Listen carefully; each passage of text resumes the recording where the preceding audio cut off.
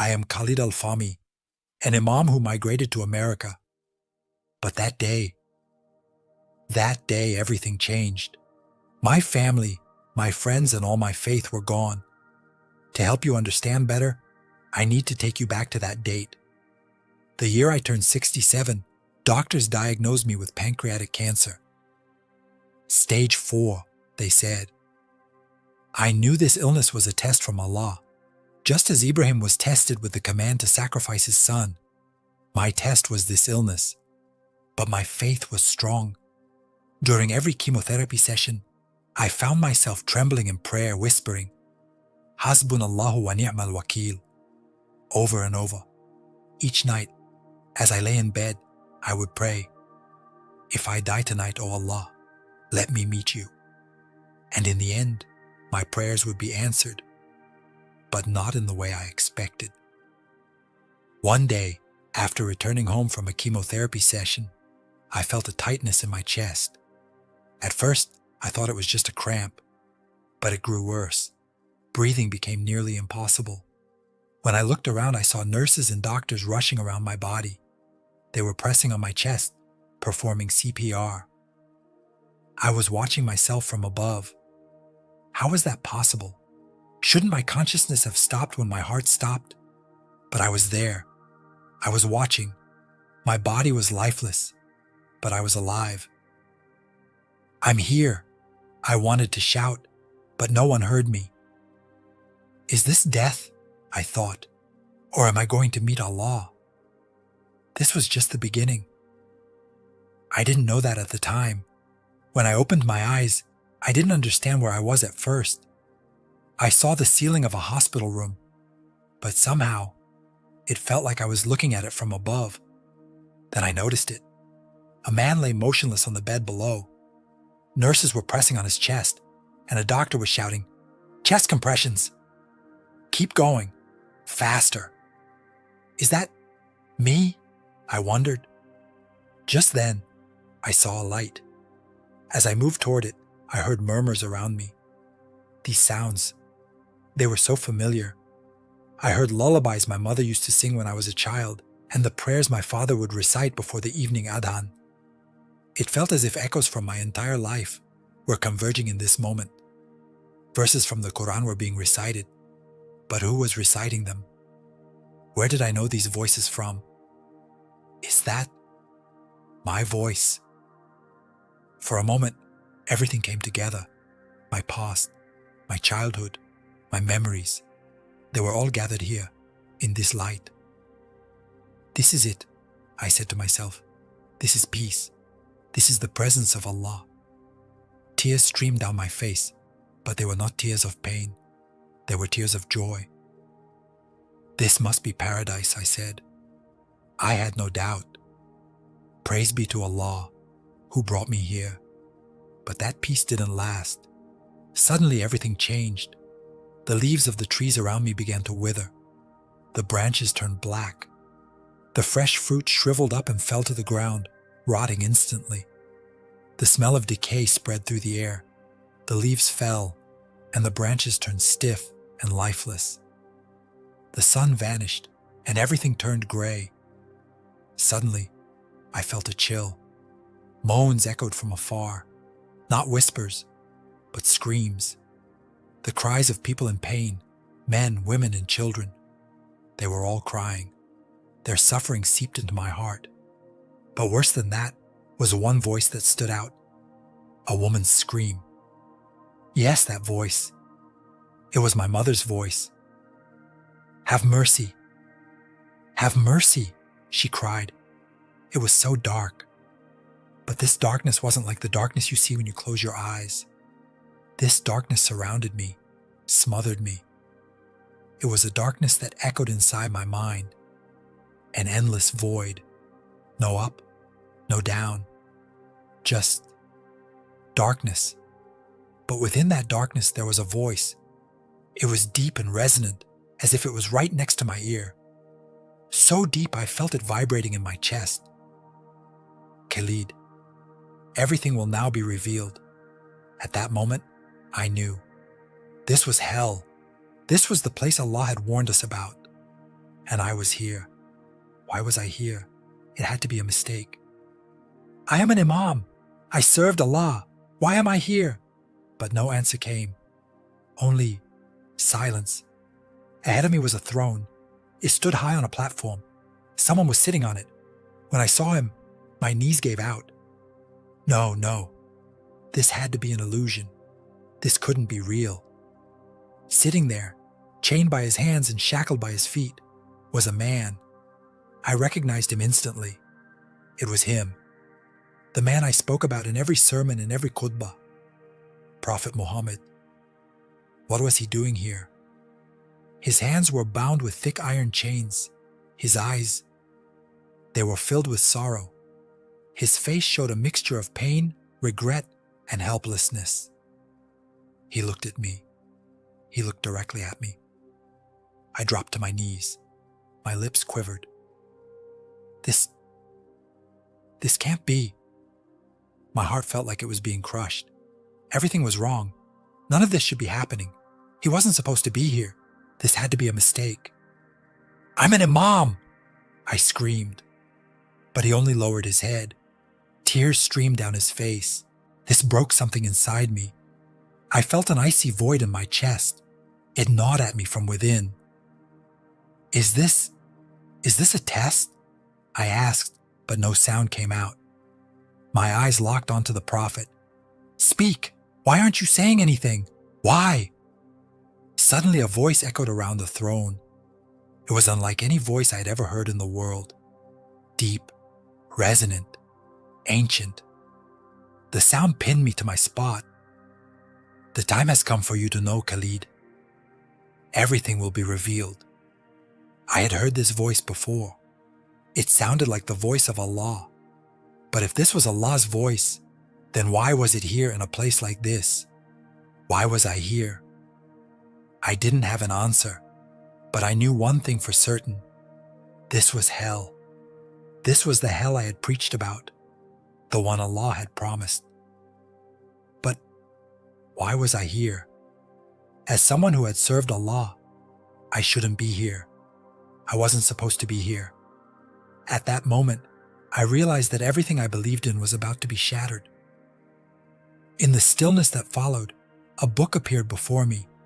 It fell from the sky, crashing to the ground in a cloud of dust. Everything around me trembled. My eyes fixed on the book. I knew that book. It was the Quran. What is the Quran doing here? I wondered. As I pondered the question, the book began to open on its own. The pages turned slowly, though there was no wind. It was as if invisible fingers were flipping each page one by one. I didn't blink. This had to be a sign. It had to be an answer. At that moment, I heard a voice. This voice was deeper than anything I'd ever heard before. It was powerful enough to shake the heavens and the earth. It was so sharp, it felt like it was speaking directly to my heart. Who is Allah, Khalid? Have you ever questioned that? Something broke inside me. I clutched my head in my hands. What kind of question is that? Who would ever question Allah? My heart began to race. This had to be a test. I recognized that voice. It had to be the voice of the Lord I had spoken about in my sermons. With confidence, I shouted back, He is the creator of all things. He is Allah, the most merciful, the most compassionate. But the voice didn't seem to hear me. Or maybe it did, but it didn't care. How do you know He is the creator of all things, Khalid? Have you ever truly thought about that? I froze. My face went pale with a cold sweat. I had never asked myself that question before. Who is Allah? I had never asked it. All I needed to know was that He was the creator of everything. Wasn't that enough? But the voice wanted an answer to that question. The Quran's pages began to turn faster. One by one, images began to rise from the pages. At first, they looked like clouds of dust, but then they became clear. It was a scene of a city. I recognized it immediately. It was the Kaaba. But it wasn't the Kaaba I knew. It was surrounded by idols. People circled it with incense in their hands, praying to their gods. There were 360 idols around it, each one representing a different god. What is this? How is this possible? Isn't the Kaaba the house of Allah? Just then the voice spoke again. This is the Kaaba before Islam. Look at the idols, Khalid. Do you recognize their names? Allat, Amanat, Al-Uzza, and one more name. These were the idols I had spoken about in my sermons. Yes. These are the gods of the age of ignorance. I know this. This must be part of the test, I reassured myself. But the voice wanted to show me something else. Where did they place Allah, Khalid? Where was he in the Kaaba? I was confused. Allah wasn't an idol. Allah is greater and above all of them, I shouted, but the voice continued. But didn't people pray to Allah even before Islam, Khalid? A flash of realization struck my mind. Yes. The Arabs believed in Allah before Islam, but this Allah was the God above their other gods. That's why we said Allah is one. Then who was that Allah, Khalid? What do you mean, who? Allah is Allah, I yelled. But inside me that unsettling doubt took hold. I had never asked that question before. Never. Another image appeared. This time, it was an older scene. It wasn't Arabia. It was another region. It was the land of Canaan. People were gathered around a temple. They held bowls of offerings and animal sacrifices, gathered around an altar. I recognized the people. They were Canaanites, known for their idol worship. But when I looked closely at the large idol they were bowing to, my heart stopped. The name of that idol was Baal. My knees gave out. My eyes widened in shock. This can't be. There was an inscription carved onto Baal's body. It was written in a script that looked very similar to Arabic. One word stood out. El. I knew that word. It was the ancient term for God. It was used in Old Hebrew texts to refer to God. How could that be here? The voice whispered closer than ever before. Baal, El. The name Allah that the Arabs used. You've never thought about it before, have you, Khalid? Suddenly a strong wind swept over me. Breath. That was the first thing I felt. My lungs sucked in air so hard, it felt like I had been pulled out of water after drowning. My eyes opened, but my vision was blurry. Lights shined from above. Everything was white. Silhouettes moved around me. He's breathing. He's back, one of the voices echoed in my ear. It sounded distant, like it was coming from a tunnel. Where was I? The pain in my lungs, the sharp, shallow gasps of air told me I was alive. Am I alive? That thought echoed in the depths of my mind. But I had died. I knew I had died. I had just been in a place that felt like hell. I had seen Gaddafi, Bin Laden, and many more, and that figure on the throne, the Prophet. Why was he there? But now I was here, back in my body, my hands, my feet, my chest. They were mine once again. But that cold feeling lingered deep inside me. The sounds around me became clearer. A nurse's face leaned in close. Her blonde hair fell to her shoulders, and her eyes stared at me with concern. You're very lucky. God brought you back, she said softly. The moment I heard those words, something stabbed into my heart. My eyes locked onto hers. Which God? I asked, my voice barely a whisper. Her face changed. She looked at me with confusion, as if I had spoken nonsense. What do you mean? She asked with a smile. To her, it was a simple, meaningless phrase. But for me, in that moment, everything came crashing down like a blade slicing through my mind. My eyes wandered up to the ceiling. The blinding white light no longer gave me peace. A heavy weight settled in my heart like a stone pressing down on my soul. Which God? That question echoed in my mind. It was Allah, wasn't it? I thought to myself, but what were those images I had seen? Baal, El, Allah. They were all tangled together in my mind. I shut my eyes tightly, trying to push away the thoughts, but no matter how hard I tried, that voice, that echoing voice, wouldn't stop. Have I been deceived? For days I remained silent. My family came to visit, but I could barely hear them. My wife sat next to me, holding my hand. My grandchildren sat by my bedside, but I felt nothing. I didn't want to feel anything. I wanted to close my eyes and forget everything. But those images wouldn't leave. Baal, El, Allah, Muhammad, hell. They spun in my mind like a whirlwind. One morning he came, a priest. At first I didn't pay attention to him. He wore a white robe and held a book in his hand. The book. A Bible. He sat beside me and waited quietly. He didn't say a word at first. He just sat. What was he doing here? He was a priest. We were in America, so perhaps these visits were normal. But as he sat there, I felt a strange sense of peace. "Hello, Khalid," he said. "I want to talk to you." "To me?" I asked, turning my head to look at him. My voice sounded like a man who had returned from hell, hoarse, cracked, and desperate. The priest smiled. "Yes, with you." He placed the Bible on his lap and watched me silently. "You saw something, didn't you?" he said. My heart stopped for a moment. He knew. He knew what I saw. I shouldn't talk to him, but deep down there was a part of me that wanted to, a part of me that wanted to tell him everything. But if I did, what would happen if I did? "How do you know what I saw?" I asked him, locking eyes with him. I turned my head and looked at the ceiling again. My eyes began to fill with tears. It was such a heavy feeling, indescribable. But the more I stayed silent, the heavier that weight became. "I saw hell," I said in a strained voice. The priest nodded. "Yes," he said calmly.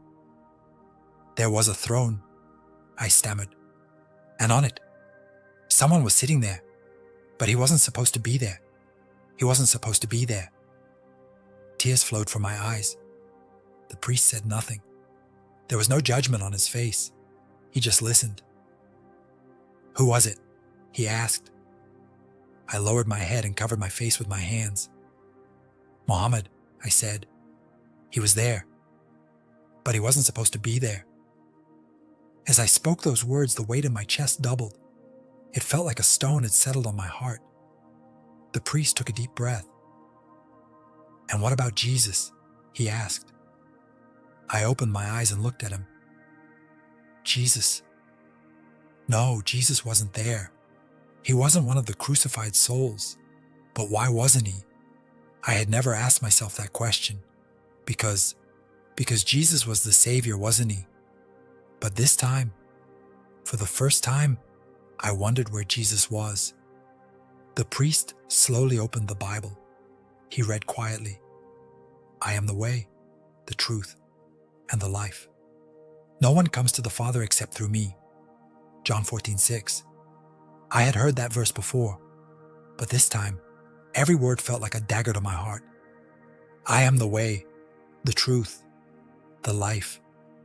The words echoed in my mind. The priest placed his hand on my shoulder. "God brought you back, Khalid, because he doesn't want to lose you." From that moment on, I was never the same. Something inside me had changed. My mind became a battlefield. Was it all a lie? That question echoed in my mind every night as I tried to sleep. But that night, everything was different. I saw that throne again in my dream. The one sitting on it was the prophet once more. But this time, something was different. His chains were gone. He was watching me, and his eyes no longer wept. Slowly, he stood up. With every step he took toward me, something inside me broke. "Go, find the truth," he told me. This time his voice didn't echo. Every word was clear and sharp. I woke up gasping. Tears poured from my eyes. I buried my face in my pillow and cried, "What is the truth, O Allah? Where is the truth?" With the first light of that morning, I made a decision. I would seek the truth. That day, I went to see Father John. This time it was my choice. He slowly opened the Bible. "What are you looking for, Khalid?" he asked. "The truth," I said. "Tell me, John." John read this verse from the Bible.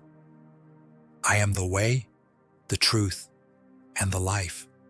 No one comes to the Father except through me." John 14:6. The words pierced my heart like a blade. No one comes to the Father except through me. That sentence was etched into my mind. Jesus. Who was Jesus? I had never asked myself that question before, but now I had to. That night, I had another dream. This time, there was no one sitting on the throne. There was only a light. From that light, a figure emerged, a man in white robes.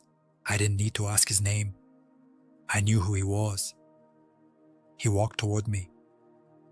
"Do not be afraid," he said. "I am here." Those two words shook me so deeply that I woke up immediately. The next morning I went to Father John and asked, "John, would Jesus accept me?" John smiled warmly. "He's been waiting for you, Khalid." While holding the Bible in my hands, my grandson Yusuf saw me. "Grandpa, what's that?" he asked, his eyes wide with surprise. At that moment, my daughter entered the room and saw me, her face twisted with rage. "Is that a Bible? You're an Imam, Khalid. What does this mean?" I took a deep breath. For the first time, without fear or hesitation, I replied, "I am no longer an Imam." Those words were so heavy that my heart broke and healed at the same time.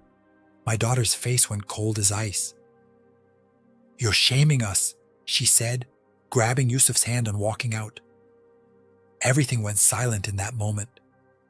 That day, everything changed. My family, my children, my grandchildren, they all turned their backs on me.